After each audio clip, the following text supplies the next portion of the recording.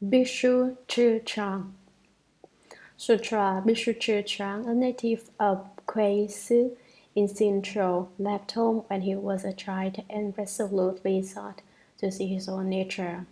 One day he called on the master, who asked him, "Where are you from and what do you want?"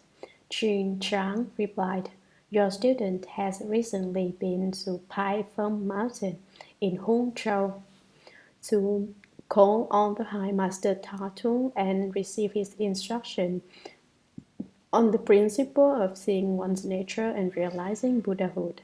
As I have not yet resolved my doubts, I have come from a great distance to bow reverently and request the Master's compassionate instruction." The Master said, "What instruction did he give you? Try to repeat it to me."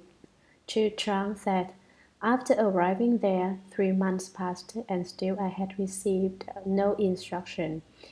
Being eager for the Dharma, one evening I went alone into the abbot's room and asked him, 'What is my original mind and original substance?' Tatung then said to me, 'Do you see empty space?' 'Yes,' I said, 'I see it.' Tatung said, 'Do you know what appearance it has?' I replied, 'Empty space has no form. How could it have an appearance?' Tatung said, 'Your original mind is just like empty space. To understand that nothing can be seen is called right seeing. To know that nothing can be known is called true knowing. There is nothing blue or yellow, long or short. Simply seeing the clear, pure original source, the perfect, bright, enlightened substance. This is what is called seeing one's nature and realizing Buddhahood. It is also called the knowledge and vision of the Tathagata. Although I heard his instruction, I still do not understand and beg you, O Master, to instruct me." The Master said, "Your former Master's explanation still retains the concepts of knowing and seeing, and that is why you have not understood. Now I will teach you with a verse.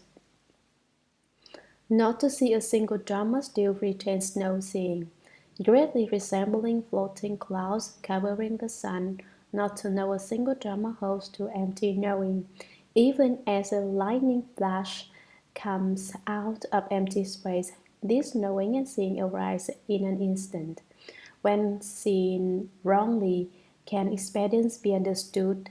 If in the space of a thought you can know your own error, your own spiritual light will always be manifest." Commentary. Bhikshu Chu Chang left home at the early age of 7 or 8. When he called on the Sixth Patriarch, the Master remembered his first meeting with the Fifth Patriarch, who had asked him, "Where are you from and what do you seek?"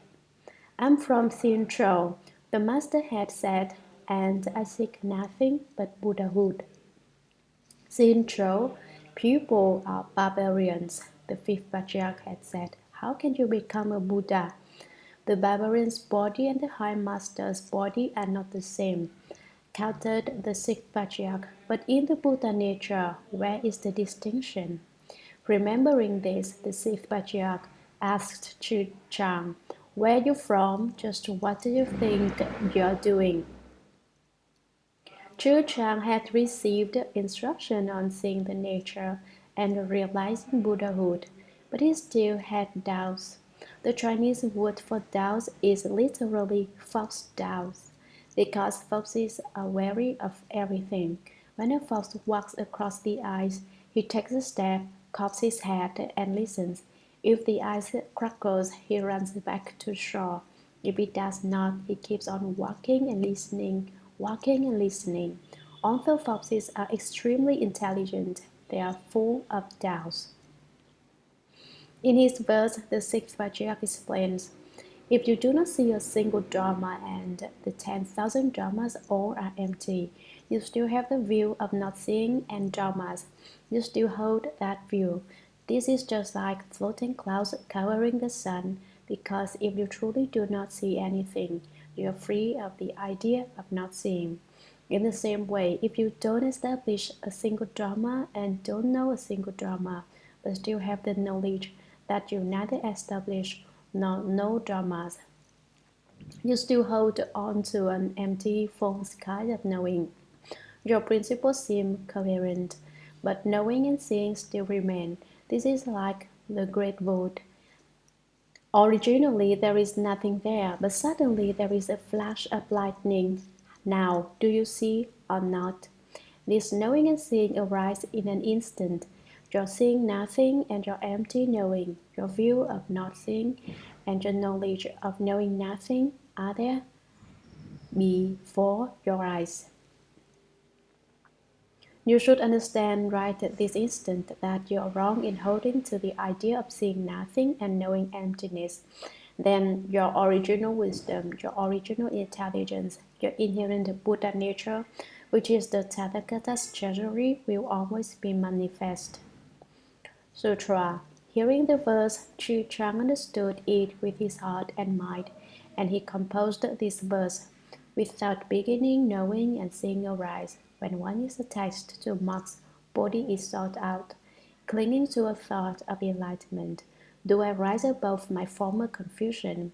The inherently enlightened substance of my nature illuminates the turning, twisting flow. But had I not entered the Patriarch's room, I'd still be running, lost between the two extremes. Commentary. When Chu Chang heard this verse, he put it all down. Having put it all down, he didn't say, I put it all down. If you put it down, put it down. Don't keep saying, I put it down. If you keep on saying that you put it down, you haven't really done it. If you truly have no knowledge of you and have returned to the root and gone back to the source, why do you keep a knowing and a viewing? Chu Chang understood and spoke a wonderful verse. Without beginning, knowing and seeing arise. Without a head, without a tail, the idea of seeing nothing and the knowledge of emptiness arise from no beginning, without a causal basis or foundation. Though one is attached to marks, body is sought out. You should not be attached to marks, but now you have become attached to seeing nothing and knowing emptiness. Previously, when I explained no thought, I said that if you think I have no thought, just that is a thought, isn't it? If you really are without thought, you are also without no thought. The concept of no thought is just another thought. In Chan Dhyana meditation, when we reflect on the question, who is reciting the Buddha's name, we search for the who but don't find it, because basically there is no who, but people can't understand and keep looking for a self saying who. In your search, do not be attached to marks. Do not be attached to the mark of self when you seek Bodhi. When you think, I'm seeing emptiness and there is nothing at all, you still have the thought of knowing. You still have the thought of seeing and you don't overcome your confusion. This is certainly not enlightenment. The inherently enlightened substance of my nature illuminates the turning, twisting flow. The basic substance of the self-nature, which is enlightened from the beginning, is in accord with the shift and flow of external conditions, and yet it does not change. Understanding this, Chu Chang finds the middle way between the two extremes of seeing nothing and knowing emptiness. Sutra. One day Chu Chang asked the master, the Buddha taught the Dharma of the three vehicles and also the supreme vehicle.